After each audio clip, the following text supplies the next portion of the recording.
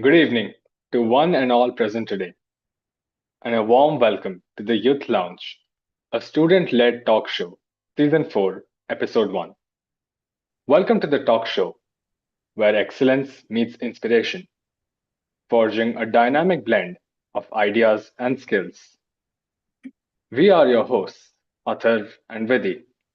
This talk show is on air for students all across the globe to see, live on YouTube. With this, we strive to impart the invaluable wisdom that our alumni present here today will share with us.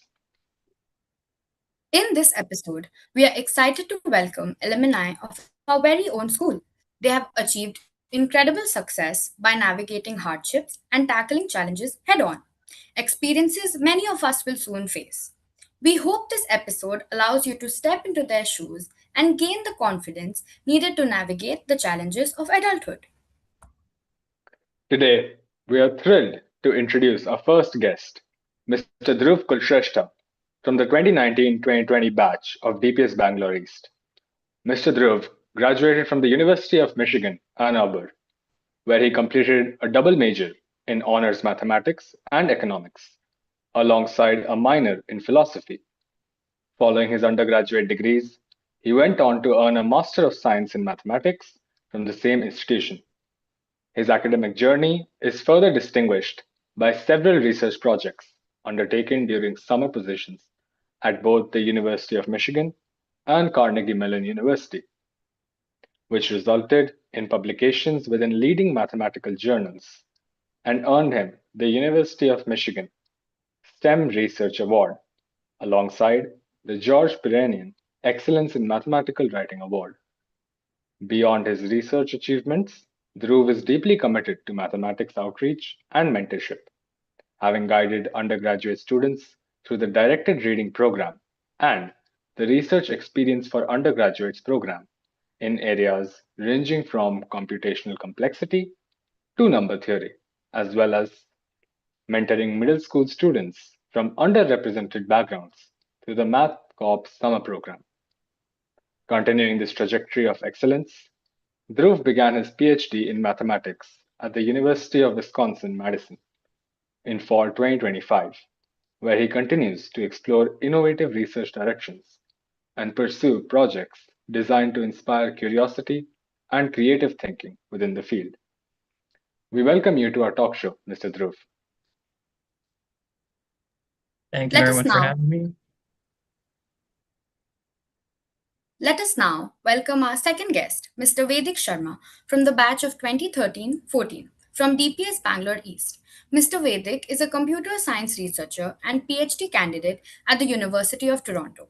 Derived by a passion for mathematics and solving real world problem challenges through technology, he completed a dual degree in computer science and mathematics from BITS Hyderabad, where he built a strong foundation in analytical thinking and computational problem solving. Before pursuing his doctoral studies, he worked as a software engineer at Apple, gaining valuable industry experience. His current research focuses on multi agent systems, investigating how large group of autonomous agents can make intelligent decisions under limited information to maximize collective social welfare, bridging the gap between theoretical mathematics and practical artificial intelligence. Welcome, Mr. Vedic, to our show. Happy to be here. Now, we would love to hear from our alumni and gather valuable insights. My first question is for Mr. Dhruv. You pursued mathematics as your major, but every remarkable journey begins with a strong foundation. Could you take us through your journey from Delhi Public School, Bangalore East, to the University of Michigan and share how your experiences, teachers, and opportunities at DPS helped nurture your passion for mathematics and shaped the path that led you there? Yeah, absolutely.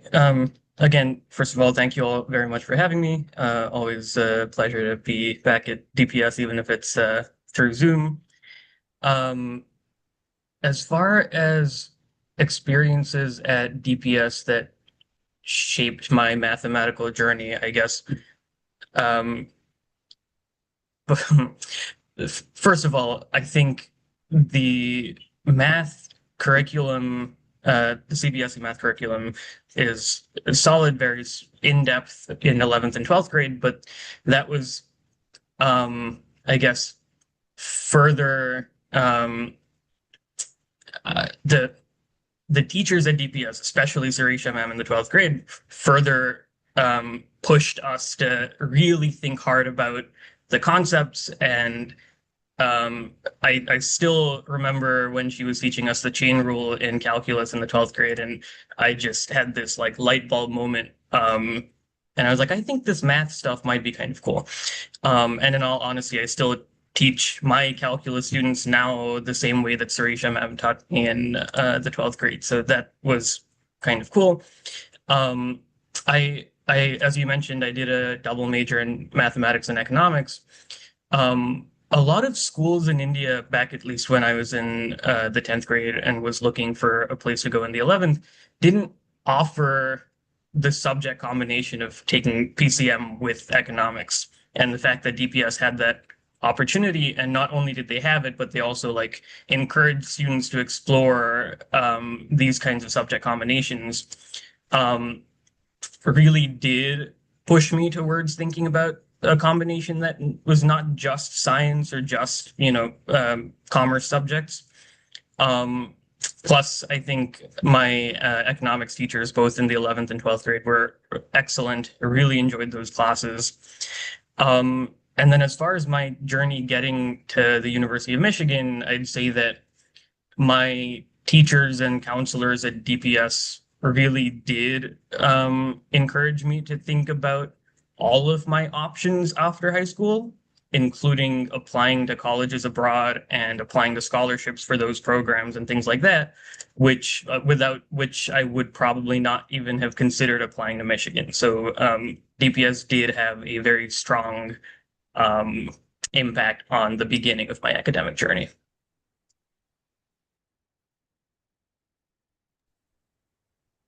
Thank you for sharing your insights. That was extremely helpful. My first question to Mr. Vedic is: Math and physics are subjects young minds during school life fear the most. How did you develop an inclination towards these subjects, and what role did DPS play in creating it as a passion for you? Yeah, hi. So this is a good question. Mostly it's been as a passion. Like math has been a passion since the 7th to 8th grade. And I remember I was just an average student in 7th grade. And over the summer, I studied like a textbook and just solved all the problems for 8th grade. And suddenly, you don't expect it, but then you just seem to know a lot of things and just have like a mathematical kind of intuition that comes up. So that started coming up. I became the team captain for a math team. And yeah, it slowly snowballed from there that I started liking math a lot. And yeah, physics was it was a good subject. I always obviously preferred math over physics. But there was a lot of overlap between how physics worked, at least the questions, and the math going into it. So yeah, DPS I came in 11th, and so I spent only a couple years at DPS. But yeah, it's great teachers. Yeah, always kind. So it's very nice to kind of be there and look at all of the people there, and yeah, it's a good experience. That was truly enlightening. Thank you. My next question for Mr. Dhruv is: Having studied both in India and the United States, what are the key differences you noticed in the academic environment, teaching methodologies, and expectations from students? Looking back, what were the greatest challenges you faced during transitioning to a new country, and what advice would you like to offer to students preparing for a similar journey? Yeah, that is a good but very difficult question. For context, I only did my schooling up to the 12th grade in India, and I only did college in the US. So I don't have like the perfect idea of comparing the two. But from my personal experience, I think the education systems are very different. They're aimed at very different things, and they're good at achieving what they're aimed at, but very incomparable from each other. In my personal experience, again, I think a lot of our academics in India seem to be focused towards like some big test, whether it's a board exam in the 12th grade or whether it's an entrance exam for a college. Um, it feels like a very high pressure um, exam, and you're like preparing for it for a large period of time. On the other hand, I think US high school education seems to focus more on breadth rather than depth. Like you're not exploring the subjects nearly as deeply as you get to do in I guess CBSE 11th and 12th even, but you're encouraged very strongly to take a bunch of different subjects, participate in a bunch of clubs, partake in a sport, because when you apply to colleges in the US, all of these extracurricular activities and intellectual breadth kind of things are things that they do care about quite a bit. I guess my sister just graduated from DPS in the 10th grade, and when she was in 9th and 10th, I saw that their social studies curriculum had not changed at all from when I took those classes 8 years before her. And for example, I think the economics curriculum in the 9th grade is very not representative of the field as a whole. So as far as like updating curriculum goes, I think we're not quite at that standard yet, and I think we will get there, but we've just not been so good at it. In the US, another thing that I noticed that was kind of different was, in my personal experience, the emphasis on lecturing is a lot less. Like the classroom environment has maybe a lecture for 15 to 20 minutes, but then you're forced to do group work in small groups, or you're forced to complete some activity.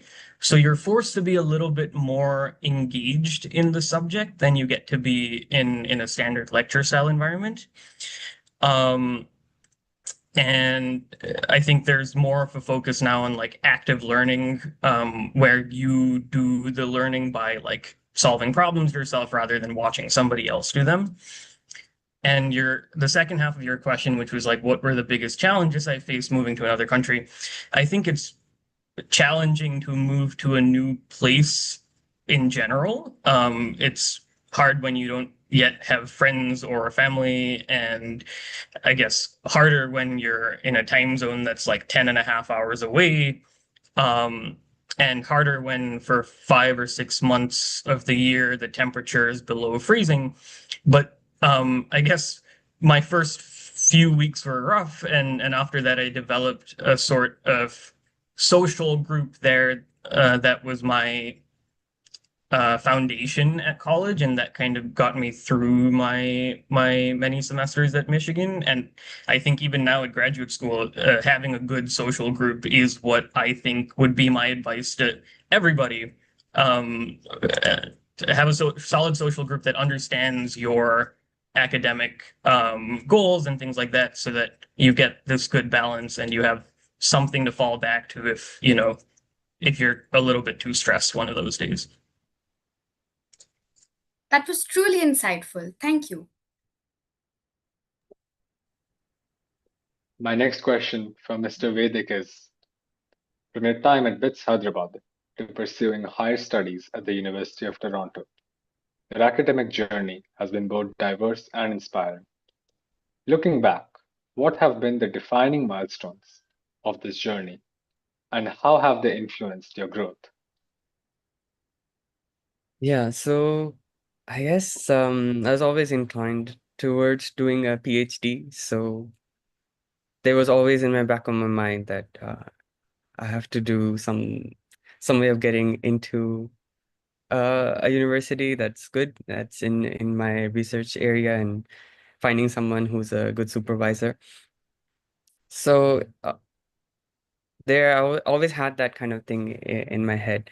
And there's this really cool thing that I recently kind of came across, that your brain actually gets in information of 1 billion bits per second, but you only process very little, like 150 or bits. And yeah, so I guess it's just depending on what you want to focus on, you kind of go towards that. So anyway, so yeah, always wanted to do a PhD, and then I started doing kind of like, I really like doing kind of research sort of things. I started doing that, and then there's some really cool, interesting projects that I worked on and during college. And yeah, and that kind of helped me get more success, or I mean, guess opportunities in other universities. I also interned in Indian Statistical Institute under BSUDI, and yeah, we did a bit of cool research over there. And yeah, after that, I applied for different universities. It's just the application portal. You just uh, fill out this application, you write your statement of purpose, what are you interested in? You just be genuine, kind of the and yeah, and if the supervisor, so generally you'd write a supervisor, it's like, okay, I want to be supervised. I like this person's research you're most aligned with. And then if they look at your application, if they're interested, they're like, yeah, okay, I'll take the student. And yeah, it's just mostly that, and yeah, a little bit of luck. And yeah, you kind of it's going through your path. Like, see, if you're interested in something, you work towards it, right? And if you're interested in it, you work towards it, you will get it. Maybe it's like maybe if you're working too hard, you might not get it initially. I did have a setback, so because I didn't get a PhD during just after finishing my bits, so I worked for a year. I worked for a good company too, so I worked for a good year, and then applied again next year, and I got one of my, like, I was really interested to work with this my supervisor right now. And yeah, so I got it, and I was super happy. So yeah.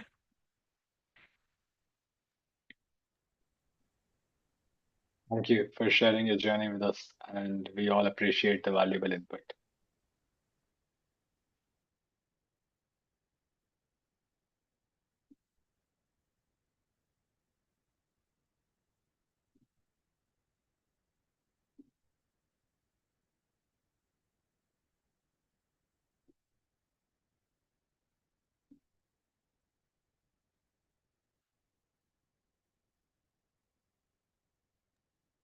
Sorry, I'll repeat.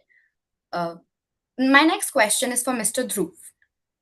Mathematics is always seen as an individual pursuit, yet you have actively mentored students and engaged in community outreach. What inspired you to embrace mentorship, and how has teaching and guiding others enriched your own understanding of maths and influenced your academic journey? Yeah. Thank you for that question. I think you're right that mathematics is often seen as an individual pursuit. Um, in my personal academic journey, I have not uh, had that experience. My first math class at the University of Michigan, we were forced. We were made to do work in small groups. We had to get our work in class done in groups. We were strongly encouraged to do our homework collaboratively as well. And that was then true for all of the math that I've done since then, both at the classroom level and at the research level. In fact, all of the projects that I'm working on at the moment are collaborative projects with other people, both at UW-Madison and also all over the rest of the country.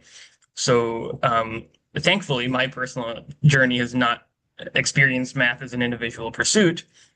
I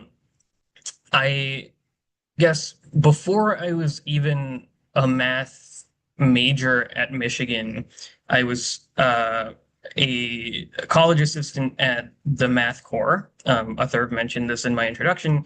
The Math Corps is a summer camp program for middle and high school students from Ypsilanti, Michigan, from traditionally underrepresented communities. And working with those students, helping them learn some math, but also watching them grow over the period of the summer camp is where my mathematical journey started before I even was a college major in math. So I think that community outreach was kind of drilled into me at the University of Michigan, and I'm very glad that that was what happened. And then the experiences at Math Corps carried me throughout the rest of my mathematical journey. So collaboration, mentoring, outreach, things like that were what I learned of mathematics to be, and that is what I still continue to do in mathematics. Yeah. Thank you. Your perspective is truly eye-opening. Next, I would like to ask Mr. Vedic. Your research focuses on developing mathematical models to solve complex real-world problems. How did your experience in the industry and academia prepare you to tackle these challenges? And what excites you most about the impact of your work? Yeah, well, I want to say eventually my work is inapplicable, but right now a lot of it is very theoretical. So there's scope, but right now it's like when you develop the theory, it's almost like, okay, how you're talking about application, it's like, okay, no, we gotta get the sure there's applications, but it's more exciting to see the potential of like, okay, this is the theoretical foundation that we're laying for something very big. So I think it's more of the ideas and the capabilities that excite me rather than, oh, we can apply it here or we can apply it here. Possibly, yeah, maybe another PhD student is going to take over and we'll be looking at that more in detail. But yeah, what I'm kind of thinking is it's like, okay, there's this really good foundation that I'm laying down, kind of like neural networks. People had to create those neural networks to lay the foundation for all of the uh, LLMs and stuff that we have right now. Yeah, and what was your second question was?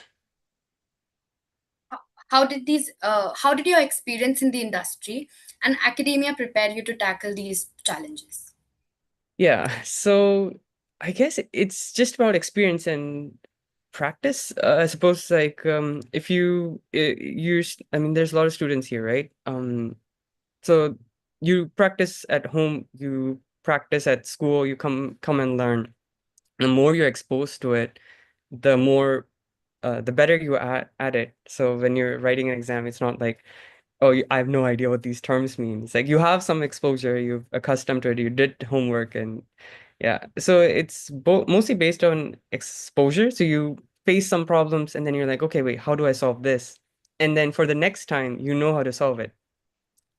Um, Mostly for me, I feel like these are not really technical challenges. I never felt like that challenge as like, oh, there's this such really hard problem technically that I can't solve. It's more on like there's different aspects of life, like, okay, communication. You gotta make sure that the ideas that you're thinking is kind of distilled down to like something that I can convey, right? Not all of your ideas are very easy to express, and then you gotta put it in like math and English languages and then tell it to someone else like, okay, this is the idea. So that itself, it's a very good skill and very hard skill to kind of master. So there's tons of these kind of challenges that students you guys will face, and then yeah, you learn it one time, you face it, you learn it, and then yeah, you move, figure it out from there. Yeah. Yes. Thank you so much for that.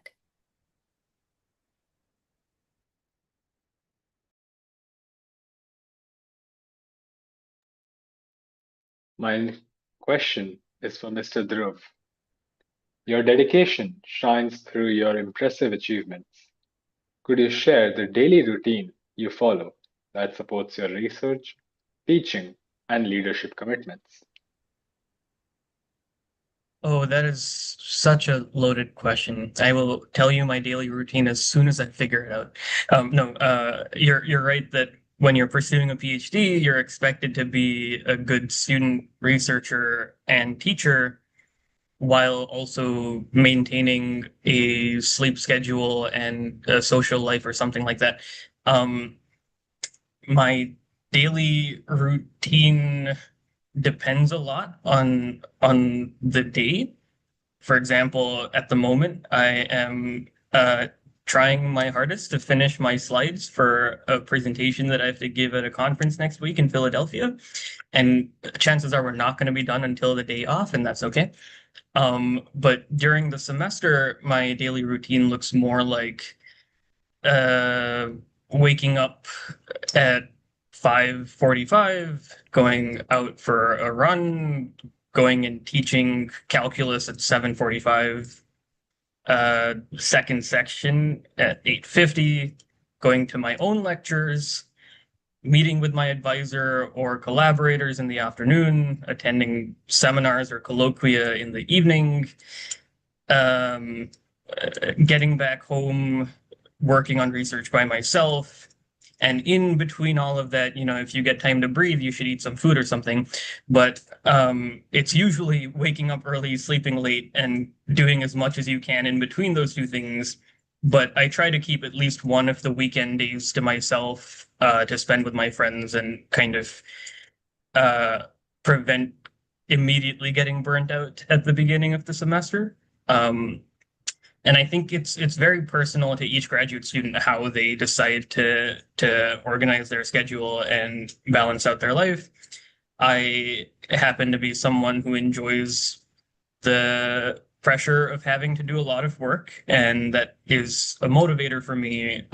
So I do tend to fill up my schedule as much as I can during the semester. But again, it's very personal to each person.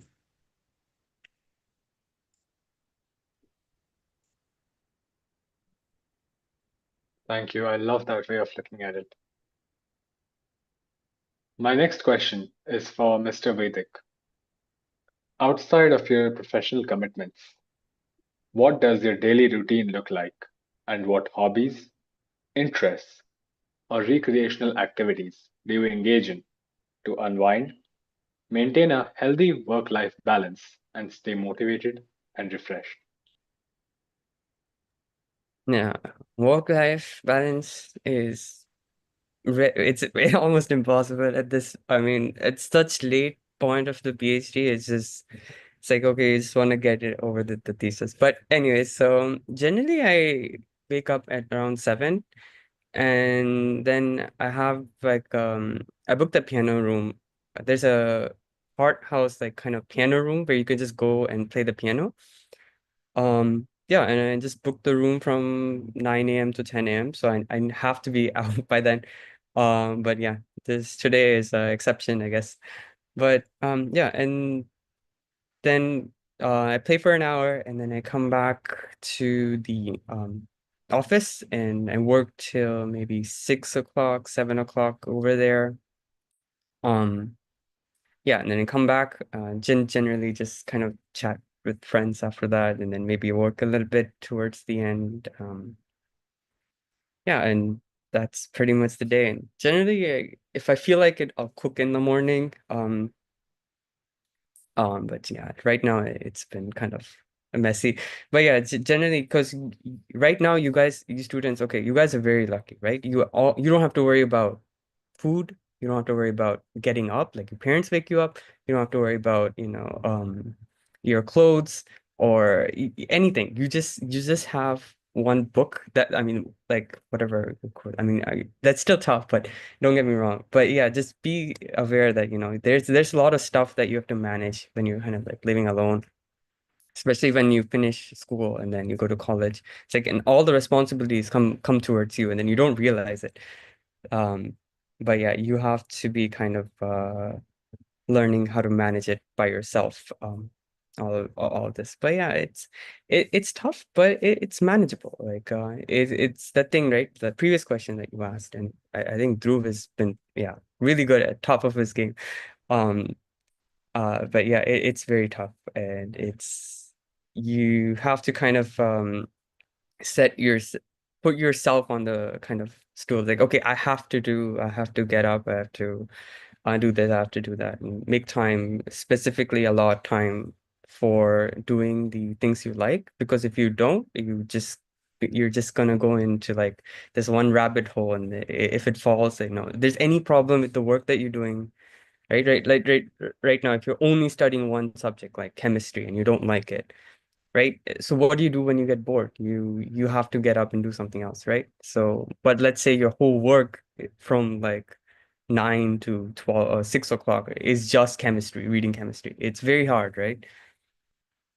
But I mean, it's good if it's like math and you love math. But sometimes those chemistry will come up because you have to read chemistry at one point.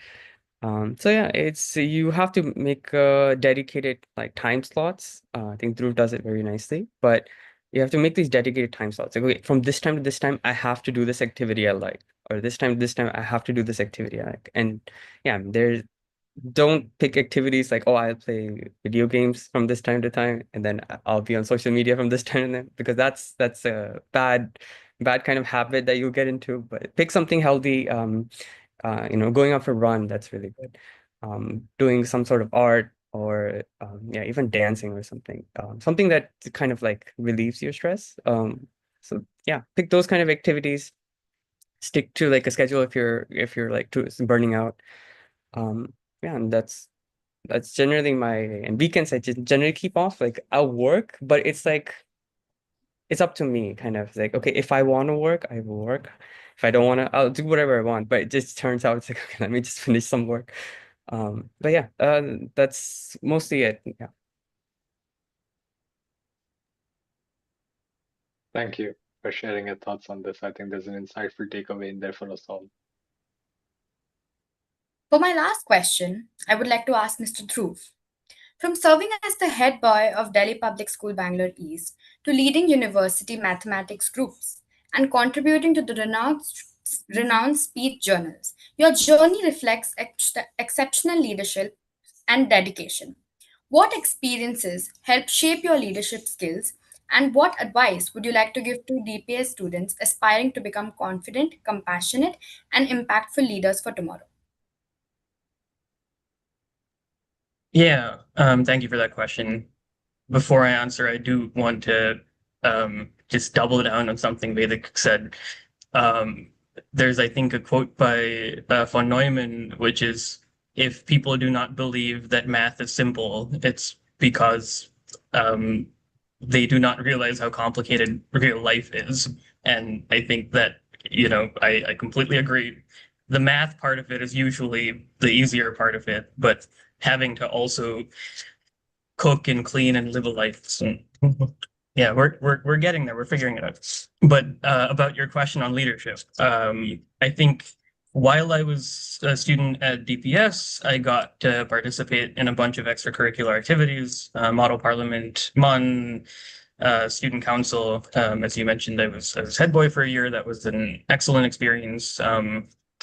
Student council in any form is a great thing to do as a student, because you get to develop a lot of leadership skills. You get to build some relationships with teachers and other staff, and it's always great. At the University of Michigan, being mentored by folks like Stephen DeBacker and Sarah Cook, who have dedicated their life to not only to math, they're very capable researchers, but also to bettering the undergraduate experience at Michigan, to bettering the quality of teachers at local middle schools and things like that. They just channel leadership through their day-to-day life. And being a student of theirs, I very much was also trying to do my best in organizing things, participating in things, getting some things done. While I was at Michigan, we started a new seminar. We started a couple of weekly social events, which eventually led to me becoming president of the Society of Undergraduate Math Students. But the it sounds like a fancy position. It was just it's a math society. Like, how crazy can it be? It's a bunch of nerdy people getting together and doing a bunch of nerdy stuff. It was great. It was fantastic. But I guess all of my experiences so far have pointed me towards leadership. I do enjoy having responsibility, so that's always been fun. As far as advice to current students goes, I'd say clear and active communication is always important, whether it is something as simple as sending an email on time to the right person, or something more complex like delegating tasks to your team or your group. Being vocal about any issues that come up, always good to do. I'd say being intentional about building and maintaining relationships is very important, regardless of whether it's in the context of leadership or not. Because when you do need something, you'll have, somebody to reach out to. And that's only going to be the case if you have actively tried to foster relationships.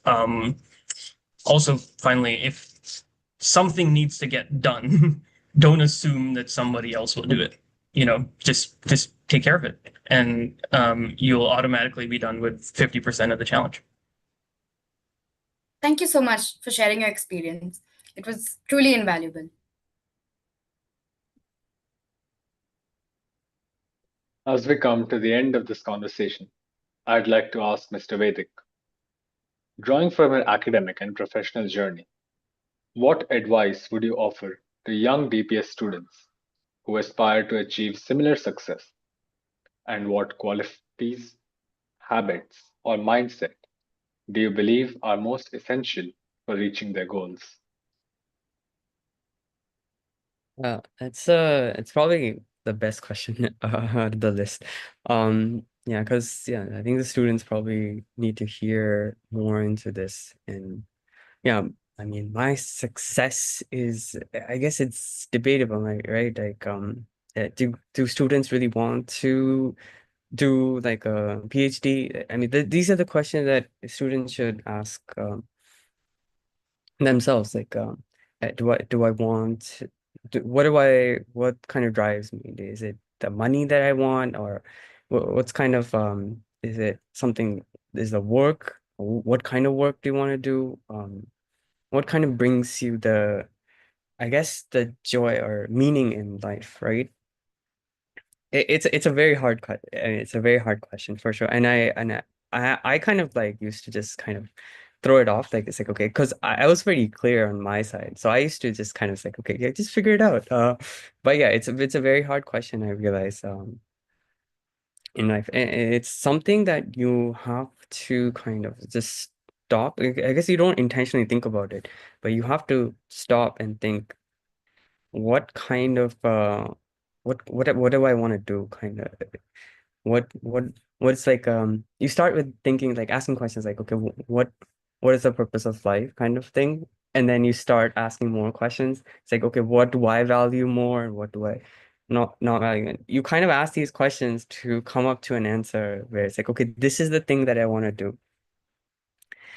And yeah, so it's success. It's like, okay, it's on paper. It's like, oh, this person has done this university, this person has done this university, he got this degree, he got this job for this much. And yeah, I mean, it's a good accomplishment, great, it's an amazing thing.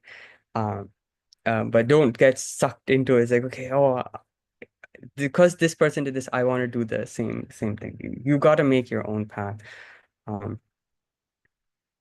Yeah, as for like kind of the advice, like how do you figure out, it's like, okay, you ask me, it's like, okay, how do I figure out what do I want to do? And one thing is like, you ask questions to yourself. It's like, okay, just ask questions like, okay, what do I like? And you kind of go off from there. But another thing is like you try a bunch of things. If you're not sure, it's like, okay, am I interested in this? Maybe I'm interested in like marine life or something. I'm not sure. Maybe I'm interested in singing. So why don't you try it out? Like go try it out because you have the time right now, right? You have a lot of time right now. I mean, I've heard like people who get married, they're kind of locked in. They don't have much time. But we have a lot of time right now to figure out exactly. It's like, okay, we can try this. Like if you don't like it, you don't like it, you figure it out, um, but you try a bunch of things, and that from there you figure out it's like, okay, you know what? In this activity, in marine life or whatever, I like petting seals or something like that.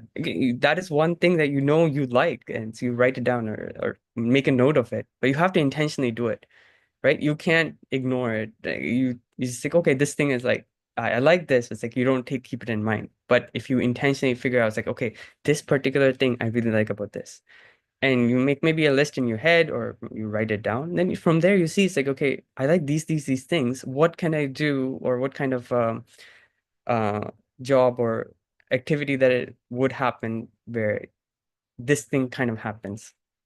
So from there you go on there. It's like, okay, maybe there's like um a marine life kind of university, a marine biology kind of program that you want to apply for. So yeah, you try a bunch of different things. You ask yourself questions, make note of what you like, what you don't like, and yeah, it's this is something I've been kind of thinking about. It's like, oh, how do I help other people figure out what they like? Yeah, you just kind of have to pay attention. It's like you do something, you pay attention, what I like, what I didn't like about it, and from there you kind of make your own path. So yeah, all the best for that. It's not easy. Thank you. That was extremely helpful. And I'm sure that all our viewers and we ourselves found it incredibly beneficial. Now, while we are done with the questions, we are happy to move on to the next segment, where we are excited to tell you about the latest developments in our school since you were last here. Dear alumni, while you may have graduated, your legacy continues to shape our school, and we are thrilled to share some of the incredible new updates to our campus. The school has undergone a massive transformation, seamlessly blending academic excellence with world class athletic facilities. On the academic front, we have proudly unveiled the state of the art Omega Block, specifically designed to support our expanding IB and IGCSE programs, alongside the equally new, impressive Theta Block, providing both modern and collaborative learning spaces. Our sports complex has received a phenomenal overhaul. The campus now features a brand new, pristine swimming pool, a professional grade turf football field, a beautiful cricket ground for our students, and upgraded basketball courts, as well as state of the art snooker facilities.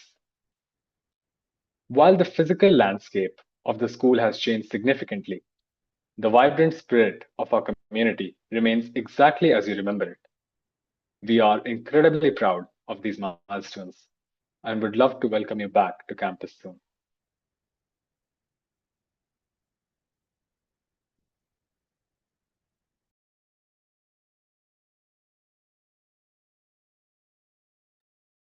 Let us now dive into a fun filled quiz.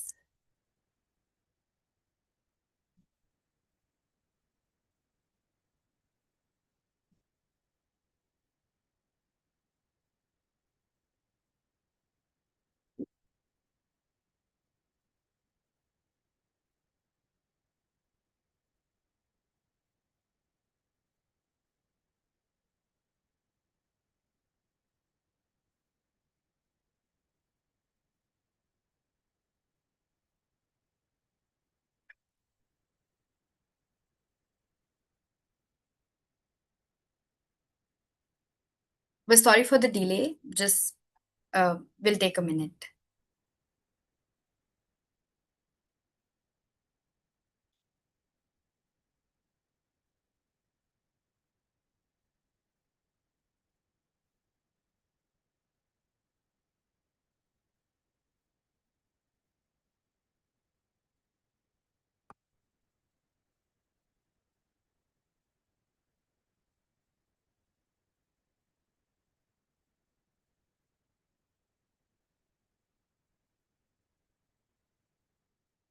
We'll now dive into a fun-filled quiz.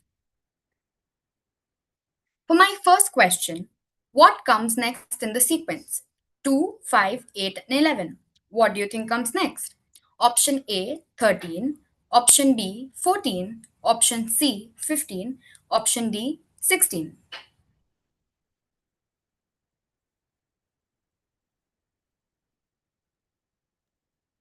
Yeah, hi Vidi. Who are the questions for? Is it You open to both anyone? can miscellaneously Oh, answer whoever you think. okay. If Can you you know repeat the option? Sorry? Can you repeat the options, please? The options are 13, 14, 15, and 16. Okay. 14. Can you see my screen? Is Oh, my I know. screen? I No. don't think I Okay. can. Okay, I'll just.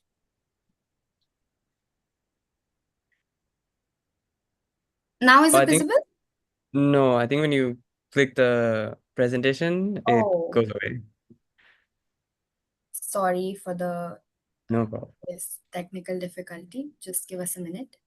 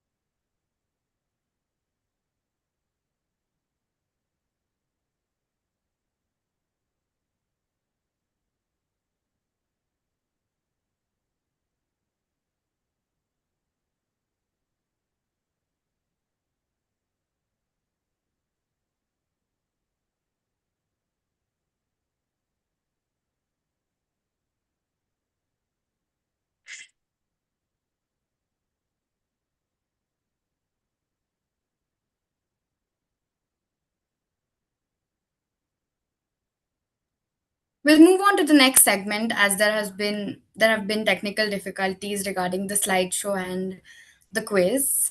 So sorry for that. We'll be moving ahead with the. Athar, would you like to continue? Yes, I would also like to apologize for the technical difficulties. That is on No me. problem. But as we bring today's episode to a close, let us remember that every ending is simply an opportunity for a new beginning.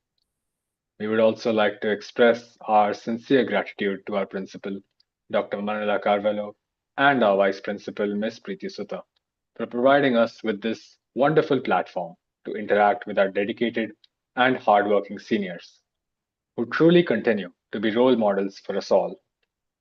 We extend our heartfelt gratitude to our head of the Department of Mathematics, Ms. Sirisha Chittur, math subject in charge, Ms. Deepthi Verma, subject teachers, Ms. Usha and Ms. Komala, youth lounge teacher in charge, Ms. Richa Srivastav, and Ms. Sioni Dikshit from the English department, and broadcast brigade mentor, Ms. Shaili Sinha, for their constant support, guidance, and encouragement throughout this event.